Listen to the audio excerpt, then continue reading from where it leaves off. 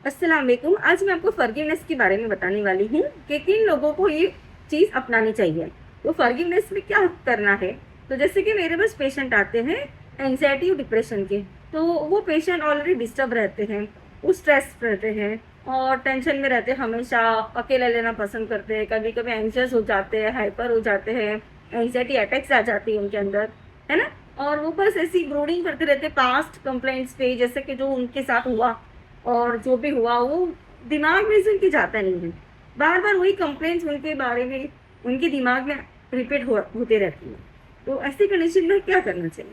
तो मैं ऐसे पेशेंट्स को क्या एडवाइस देती हूँ कि जब भी आप सोने जाए या फिर दिन में कभी भी नमाज के बाद या कभी भी दिन में 3 बार, एटलीस्ट 3 बार आपको ये बोलना चाहिए आपकी जबान से। क्या बोलना चाहिए? नंबर 1, हमको सबको माफ़ कर देना है। जैसे कि अगर किसी ने आपको परेशान किया है या किसी ने आपको तकलीफ पहुंचाई है ना, तो आपको उनको अल्लाह की रज़ा के लिए माफ़ कर देना है। आप माफ़ करोगे उनको, ठीक है। नंबर 2, आप माफ़ी मांग लोगे। जैसे कि किसी के सामने पर्सनली नहीं जाना है, आपको जस्ट जबान से ऐसा बोलना है आपको कि या अल्लाह, अगर मैंने किसी को तकलीफ पहुंचाई है, मेरी वजह से कोई परेशान है या जाने अनजाने में मुझसे गलती हो गई है, तो मैं अल्लाह पाक माफ़ी मांगता हूँ, है ना। तो इसी तरीके से हम भी माफ़ी मांगने वाले बनेंगे। और नंबर 3, हमको अपने आप को माफ़ करना है। जैसे कि अपनी रूह को हमने बहुत परेशान किया, अपनी रूह को बहुत सताया, ठीक टाइम पे खाना नहीं दिया, है ना, और बेचैन रखा उसको, इधर उधर भटकते रहे, दिमाग में कुछ सोचते रहे, है ना। तो रूह परेशान रहती है, अपने बेचैन रहते हैं, है ना।